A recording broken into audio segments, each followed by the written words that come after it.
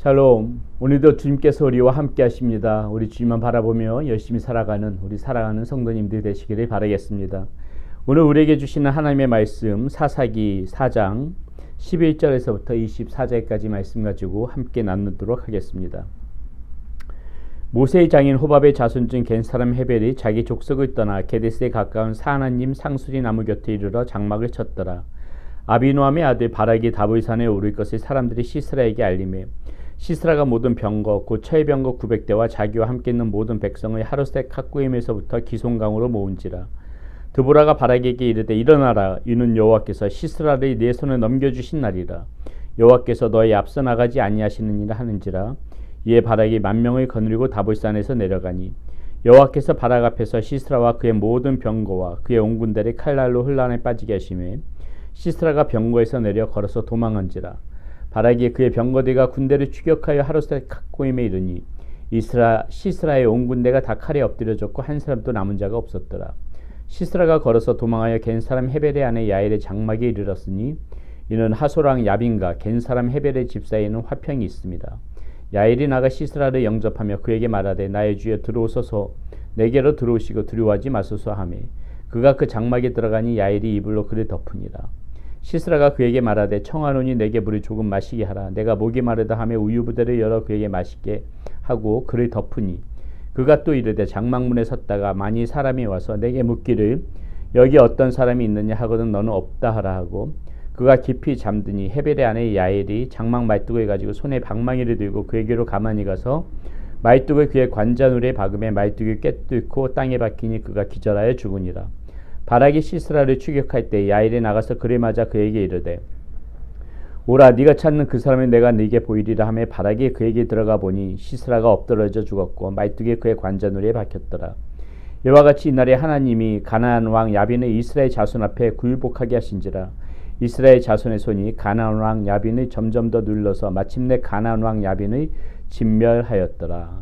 아멘. 예, 우리는 어제 이어서 그 이스라엘의 그 여선지자 드보라와 이스라엘의 군대 장관 바락이 지금 가나안 왕 야빈 그리고 그의 군대 장관 시스라를 맞아서 전쟁을 벌이는 그런 장면을 오늘 말씀 가운데서 보고 있습니다. 자, 힘 대 힘으로 싸울 때는요 강한 무기를 가진 자가 이길 수밖에 없는 것입니다. 옛날 우리가 임진왜란 때 어땠습니까? 우리는 기껏해야 창과 칼밖에 가지고 있지 않았을 적에 일본 사람들은 조총이라는 것을 가지고 있었죠. 신무기 아니었습니까? 그것 때문에 우리 전 국토가 순식간에 그 외병들에 의해서 이렇게 휩쓸리다시피 그렇게 순환을 당했던 것 우리가 역사를 통해서 알 수가 있습니다. 6.25 전쟁 때도 마찬가지죠. 우리는 기껏해야 총, 대포 이 정도 가지고 있었을 적에 북한은 어떻습니까? 소련제 탱크를 앞세워서 진격해 오니까는 3일 만에 그 전 국토가 또 이렇게 유린당하는 그러한 상황이 벌어지지 않았습니까? 제가 알고 있기로는 2차 세계대전 때 독일이 그렇게 강력했었던 이유도 그 독일제 탱크가 그렇게 우수했었다 그런 소리를 제가 들었던 기억이 납니다. 이렇게 힘 대 힘으로 싸울 때에는 강한 무기를 가진 그런 자들이 이길 수밖에 없는 것이죠. 오늘 싸움의 형태가 그렇습니다. 사실 이스라엘 병사들이 가지고 있는 무기는 칼밖에 없는 것이죠. 단순한데 어떻습니까? 지금 가나안 군대를 보니까는 처해병거 900대가 있다. 처해병거 900대가 있다는 것은 지금으로 따지자면은 우리는 총밖에 없는데 저 적에서는 탱크 900대가 있다는 것입니다. 싸움에서의 힘 대 힘으로 싸우게 되면은 이스라엘 백성들이 가나안의 그런 적수가 되어지지 못하지요. 사랑하는 여러분, 오늘 우리가 이 말씀 가운데서 우리가 눈여겨봐야 될 대목도 이 대목입니다. 이렇게 힘 대 힘으로는 가나안을 이길 수가 없는 이 이스라엘 백성들, 정말 저 철병거 900대를 가진 그 가나안 군대들은 정말 커다란 장벽이고 큰 산지죠. 도무지 넘어갈 수 없는 부분이고 도무지 이스라엘 백성들이 어찌 할 수 없는 그러한 아주 강력한 적입니다. 이길 수가 없는 적이죠. 여러분, 우리의 삶 가운데서도 살아가다 보게 되면 어떻습니까? 우리의 힘으로 능히 해낼 수 없는 부분들이 있다는 것이죠. 이렇게 지금 가나안 군대처럼 큰 장막처럼 느껴지는 거대한 장벽이 우리 앞을 가로막을 때가 있다는 것입니다. 커다란 산지가 가로막을 때가 있다는 것입니다. 그렇기 때문에 오늘 말씀 가운데에서 어떻게 이렇게 힘이 없을 것, 힘과 힘으로 봤을 때 정말 약자일 수밖에 없었던 이 이스라엘 백성들이 어떻게 이 가나안 그 군사들이 물리칠 수 있었는가? 우리는 오늘 말씀 가운데 그것을 봐야 된다는 것이죠. 자, 첫 번째 우리가 생각해 봐야 될 것이 무엇입니까? 4절 말씀에서 드보라가 바락에게 하는 이 이야기가 있습니다. 14절 말씀입니다. 드보라가 바락에게 이르되 일어나라, 이는 여호와께서 시스라를 내 손에 넘겨주신 날이라. 여호와께서 너의 앞서 나가지 아니하시느니라 하는지라. 자, 시스라가 지금 바락에게 얘기하는 겁니다.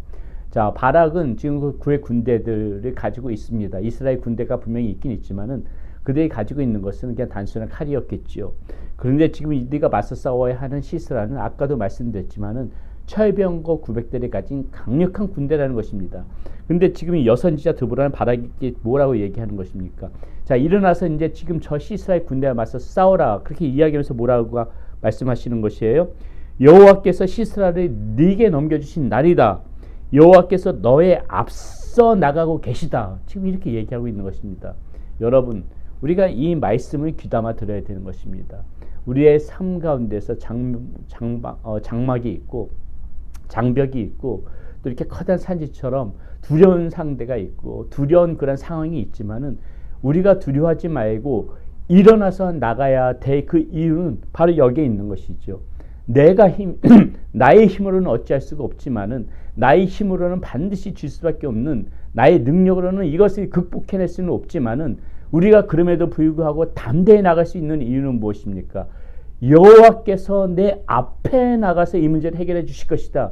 이러한 믿음이 우리 가운데 있어야 된다는 것입니다. 우리가 이 믿음만 있으면은 우리는 내가 내 손에 칼밖에 가지고 있지 않아도 저 적은 탱크를 가지고 있어도 우리는 두려워할 필요 없이 나갈 수가 있다는 것이에요. 왜요? 누가 싸우기 때문에? 내가 싸우는 것이 아닙니다.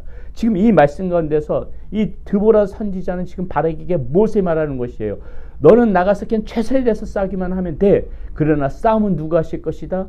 하나님께서 하실 것이다. 네가 싸우는 게 아니야. 하나님께서 네 앞에 네 앞에 나가고 있지 않느냐. 그러니까 나가라. 최선을 다하기만 해. 하나님께서 싸우실 것이야. 지금 드보라가 바락에게 이야기하고 있는 부분이 바로 이 부분이고요. 그렇기 때문에 우리의 상황 가운데서도 우리가 정말 어려운 상황, 어려운 그런 문제 가운데서도 담대하게 나갈 것은 우리의 마음 가운데 강한 하나님께서 나와 함께 하시고 하나님이 이 문제에 나보다 앞서서 가신다는 그런 확실한 믿음을 가지고 우리는 두려워하지 말고 담대하게 나갈 필요가 있다는 것입니다. 이것이 나보다 강력한 적을 이길 수 있는 그런 비결이고요. 내가 풀 수 없는 어려운 문제를 해결할 수 있는 그런 비결이라는 것입니다. 믿음이에요. 하나님께서 나보다 앞서가실 것이다. 이런 강한 믿음을 가지고 나가는 것이 우리가 이 삶을 헤쳐나가는 그러한 어려운 삶을 헤쳐나가는 그러한 지혜라는 것입니다. 자, 그렇게 나갔을 적에 15절에 어떻게 됩니까? 여호와께서 바락 앞에서 시스라와 그의 모든 병거와 그의 온 군대를 칼날로 혼란에 빠지게 하심에 시스라가 병거에서 내려 걸어서 도망한지라. 자, 보세요. 15절에서 이 지금 전쟁의 주도권이 누구에게 있는가 보세요. 여호와께서 바락 앞에서 시스라와 그의 모든 병기와 그의 온 군대를 칼날로 혼란에 빠지게 하심에, 지금 싸우고 있는 것은 바락이 아니라는 거예요. 바락은 그냥 최선을 다해 싸기만 했지 지금 싸우고 있는 것은 하나님이시라는 거예요. 여호와라는 것입니다. 그의 모든 병거와 그의 온 군대를 칼날로 혼란에 빠지게 하셨다. 이 혼란에 빠지게 하셨다는 이 히브리 단어가요, 하맘이라는 단어인데 이 단어가 언제 쓰였냐면요, 여러분 기억하실 겁니다. 이스라엘 백성들이 홍해를 건널 때 그 뒤에 누가 쫓아오죠? 예, 그 애굽 병사들이 그 병거를 끌고서는 쫓아와요. 홍해 가운데로 쫓아옵니다. 자, 이스라엘 백성들이 다 건넜을 적에 하나님께서 그 구름과 불기둥 가운데서 그 애굽 병사들을 보시고 그들이 그 홍해 가운데서 혼란에 빠뜨리게 해요. 어찌할바 모르게 혼란에 빠지게 합니다. 그래서 그 병거 바퀴들이 빠지게 되어지기만 그런 상황이 출애굽기 14장에 나와 있지 않습니까? 지금 그때 혼란에 빠지게 했다는 그 동사가 여기서 지금 똑같이 쓰이고 있는 것이에요. 자, 무슨 말입니까? 하나님께서 시스라의 그 철병거 900대를 지금 혼란에 빠뜨리게 하는 거예요. 이 가나안 군사들이 지금 혼란에 빠뜨리게 하는 것입니다. 그러니까 어떻게 돼요? 어찌할 바 보니까 시스라가 이제 철병거까지 내버려 두고 이제는 발로써 뛰어서 도망가는 거예요. 병거 모든 것을 버려두고 지금 그런 상황이라는 것이죠. 하나님께서 지금 주도적으로 싸우고 계시다는 것입니다. 우리가 하나님 앞에서 정말 믿음을 강하게 가지고 주님에 대한 그러한 그 순종하는 마음, 우리가 어제 계속해서 말씀 가운데 나눴지만은 우리가 정말 하나님 앞에 순종하고 하나님 앞에 충성스러운 사명감을 가지고 이렇게 나가게 되게 되면은 하나님께서 우리의 모든 삶 가운데서 이렇게 앞서가시고 이렇게 모든 문제들 가운데서 하나님께서 대신 싸워주신다는 것이에요. 우리가 이런 믿음이 있어야만이 이 험한 세상 속에서 살아갈 수 있는 것입니다. 마지막 한 절만 더 보겠습니다. 하나님의 말씀은 반드시 성취되어진다는 거예요.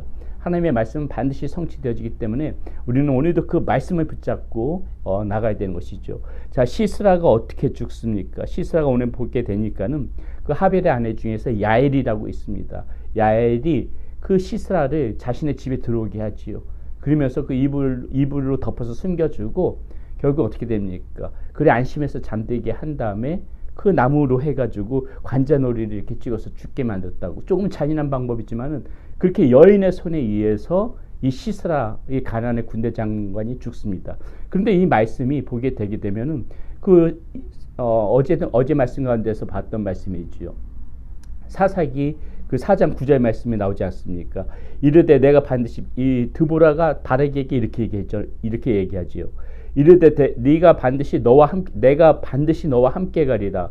그러나 네가 이번에 가는 길에서는 영광을 얻지 못하리니 이는 여호와께서 시스라를 여인의 손에 파실 것임이라. 자, 이렇게 얘기하지요. 예, 하나님의 말씀이 성취되어지는 장면입니다. 시스라가 여인의 손에 죽는 것이죠. 여러분, 이게 무엇을 의미하는 것입니까? 하나님께서 우리에게 약속해 주시고 하나님께서 우리의 마음 가운데 주시는 말씀들은 절대로 변하지 않는다는 것이에요. 그 말씀은 반드시 성취될 수 있다는 것입니다.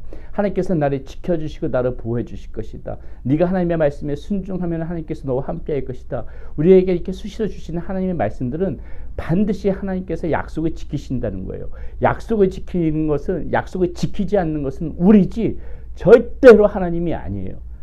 하나님께서는 반드시 약속을 지키십니다. 해주시겠다는 것을 해주시고 네가 이것을 지키면 내가 이렇게 해주겠다 하시는 그 하나님의 말씀은 절대로 변하지 않아요. 그 약속을 깨트린 것은 언제나 우리입니다. 그렇기 때문에 다시 말해서 우리가 이 하나님의 약속에 충실하다면은, 우리가 이 하나님의 언약에 충실하다면은 하나님께서 우리에게 주시는 말씀들, 그 언약의 약속들은 절대로 깨어지지 않고 반드시 우리들을 지켜주시고 우리와 함께 하신다는 그 말씀의 성취가 반드시 이루어진다는 그런 확신이 우리 가운데 있어야 되는 거예요. 그렇기 때문에 사랑하는 여러분, 오늘도 우리가 이 말씀 가운데서 우리가 이 삶을 살아갈 때에 어떻게 살아가야 되는지를 다시 한번 생각해 볼 수 있는 그 말씀을 오늘 본문 가운데서 보았습니다. 예, 모든 삶 가운데에서 주도적으로 일하시는 분은 내가 아니라 우리 하나님이라는 것이고, 우리가 하나님의 이 약속의 말씀을 믿고 믿음 가운데 굳건히 붙잡고 살아갈 때에 하나님께서 늘 여러분들이 도와주실 것이고 여러분들이 지켜주실 것이라는 거 오늘 말씀 가운데서도 우리가 귀담아 들었으면 좋겠습니다. 기도하겠습니다. 고맙고 감사하신 아버지 하나님, 오늘 이 이스라엘과 가나안의 그런 전쟁의 장면을 보면서 결국은 주도적으로 그 싸움을 진행하셨던 분은 우리 여호와 하나님이신 것을 보았습니다. 힘과 힘으로는 이길 수 없는 상대였지만은 하나님께서 앞서가시고 하나님께서 싸우실 때 저 가나안 군대가 맥없이 그 지고 물러나는 것을 이 말씀 가운데서 보았습니다. 그리고 그 모든 것들은 하나님의 말씀의 성취 가운데서 있었음을 우리가 다시 한번 말씀 가운데서 봅니다. 하나님, 그러니 우리는 더욱더 주님만 바라보며 주님을 의지하며 주님의 말씀을 믿고 주님의 안에서 살아가는 그런 사랑하는 성도님들이 되어질 수 있도록 인도하여 주시옵소서. 하나님의 말씀을 굳게 붙잡고 사명을 가지고 하나님의 자녀로 순종하며 살아갈 때에 나와 함께 하시는 하나님, 나보다 앞서가시는 하나님께서 우리의 삶의 길을 인도해 주실 것을 믿습니다. 그 하나님을 오늘도 바라보며 의지합니다. 도와주시옵소서. 우리 주 예수 그리스도의 이름으로 감사하며 기도드렸습니다. 아멘.